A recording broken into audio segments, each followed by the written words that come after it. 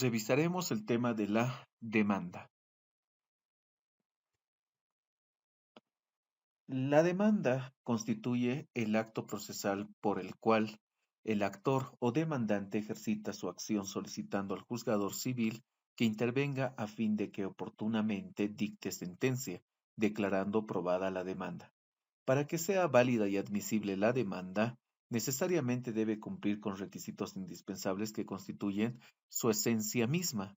Por lo tanto, si falta alguno de los requisitos, el juzgador se encuentra autorizado para ordenar que se subsanen las omisiones o deficiencias bajo conminatorias de no admisión de la demanda. Esta situación se encuentra en relación al principio de formalismo que rige en nuestra legislación civil, porque la tramitación del proceso no puede dispensar a las partes cumplir como mejor les parezca las normas procesales, ni el juzgador está autorizado para prescindir de las reglas establecidas por las leyes procesales. Estos requisitos se establecen precisamente por la importancia que tiene la demanda en el proceso y los efectos que produce en el mismo. No se trata de un simple memorial de mero trámite y de iniciación del juicio, sino de una de las piezas procesales trascendentales en la causa, porque fija inicialmente el tema decisorio del proceso. En cuanto a la forma y contenido de la demanda, conforme el artículo 110 del Código Procesal, se consideran los siguientes puntos. Como primer punto, la indicación de la autoridad judicial ante quien se interpusiere. Se refiere a que el actor no puede demandar donde mejor le parezca o le resulte más cómodo. Por lo tanto, debe interponer su pretensión jurídica ante el juez competente llamado por ley, porque cada proceso tiene un juzgador específico y concreto para que conozca y resuelva la acción judicial, bajo pena de nulidad de todo lo actuado. Es por eso, en esta parte se debe indicar de la siguiente manera. Por ejemplo, señor juez público de turno en lo civil de la capital de la ciudad de La Paz. Bien, esto es a razón de que en un determinado lugar, para una determinada causa, esta debe ser sorteada previamente en la oficina de distribución y sorteo de causas o en secretaría de cámara. El segundo punto, que se refiere a la suma o síntesis de la pretensión que se dedujere, la suma o síntesis en la práctica judicial se ha constituido en un pequeño resumen de la pretensión jurídica que debe constar necesariamente en la demanda y que por tradición forense se incluye al comienzo de todo memorial. La suma o síntesis se formula al principio del respectivo escrito de la demanda y de todo memoria constituye la petición del actor en forma resumida, abreviada y sintética de lo peticionado. Tercer punto, la identificación del demandante. Este requisito se cumple señalando en forma precisa el nombre, domicilio y generales de la parte demandante, actor o del representante legal, si se tratare de una persona colectiva, pública o privada. El cuarto punto, la identificación del demandante, es tan necesaria como la del actor. Es la identificación de la persona del demandado, pues sólo cuando éste se halle perfectamente individualizado, se podrá saber contra quién se ha dirigido la acción, ordenar su notificación, citación y emplazamiento, y en su día condenarle o absolverle en la sentencia. La individualización del demandado es igualmente necesaria para determinar su capacidad para entrar en juicio, para establecer la competencia del juzgado y para apreciar en su oportunidad los efectos de la cosa juzgada.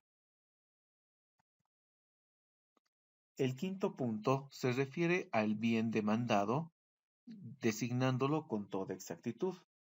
Este punto hace referencia a determinarse en todo proceso cuál es verdaderamente la cosa demandada, que puede ser, por ejemplo, un bien inmueble, un documento, una obligación, para que en lo posterior no exista dificultad sobre qué cosa se ha litigado, Por eso en la demanda como requisito de fondo debe constar absolutamente clara la cosa demandada. Ahora, la cosa demandada debe estar designada con toda exactitud, veracidad y precisión, ya que tiene múltiples repercusiones en otras instituciones procesales, pues la pretensión encuadra en el ámbito de la competencia la litis pendencia, la congruencia y la cosa juzgada, entre otras actuaciones procesales. El sexto punto hace referencia a la relación precisa de los hechos. Para esto, se considera que el actor debe consignar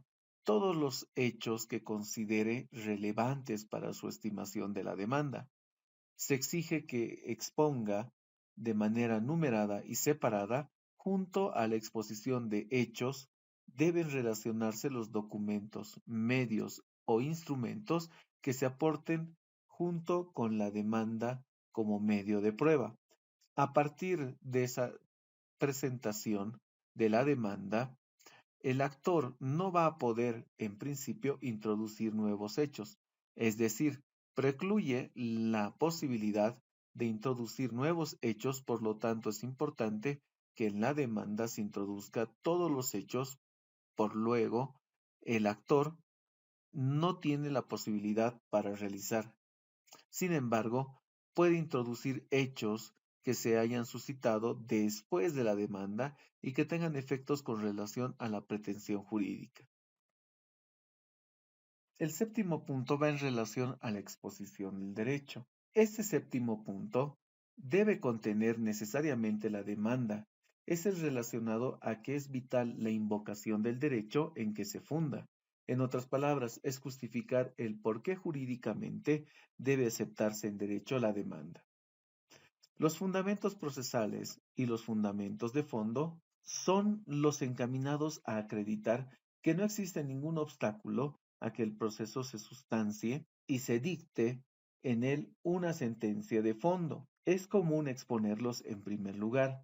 Los fundamentos de derecho de fondo son los examinados a acreditar por qué la sentencia debe ser estimatoria. La persona que demande tiene que tener derecho, es decir, reconocimiento jurídico, a que se acoja su pretensión jurídica por tener la razón.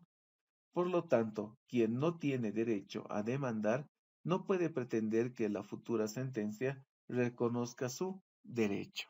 En este requisito, los litigantes confunden y creen que con indicar la norma legal en que se basan su pretensión jurídica, cumplen con su obligación. Deben fundamentar jurídicamente su petitorio, es decir, la exposición del derecho constituye los fundamentos jurídicos materiales que condicionan la procedencia de una sentencia favorable sobre el fondo mismo. Los fundamentos jurídicos del petitorio ha de ser mediante una exposición sucinta y evitando las repeticiones innecesarias, ya que así se habrá de obtener mayor claridad en los escritos y se evitará las largas e innecesarias disertaciones. El octavo punto que se refiere al petitorio es la petición y suplicio es la parte de la demanda en que debe concretar la tutela que se solicita y en la que es aconsejable la mayor precisión. Si las peticiones son varias, hay que formularlas separadamente, distinguiendo, en su caso, cuál es la petición principal y cuál es la accesoria, o cuál es la principal, o cuáles son subsidiarias y en qué orden. Mediante la petición, el actor concreta el objeto inmediato de la pretensión contenida en la demanda. En la práctica, la petición se formula al comienzo del respectivo escrito, la suma o síntesis de la acción que se dedujere, y se reitera en la parte final, a modo de síntesis de las manifestaciones expuestas en la demanda. Punto número 9. Las firmas de la parte actora o apoderado de la abogada o abogado. El último requisito que debe contener la demanda es la relacionada con las firmas de la parte actora o apoderado y del abogado que patrocina en la causa judicial. La demanda estará firmada por la parte presentadora. Y como último punto, la prueba documental en la demanda. La demanda debe contener el ofrecimiento de los medios probatorios que quiere hacer valer en el proceso, presentando los documentos que tiene en su poder. Por consiguiente, se acompaña a la demanda la prueba documental preconstituida y relativa a su pretensión jurídica. Bien, con este punto estaríamos terminando entonces la forma y contenido de la demanda.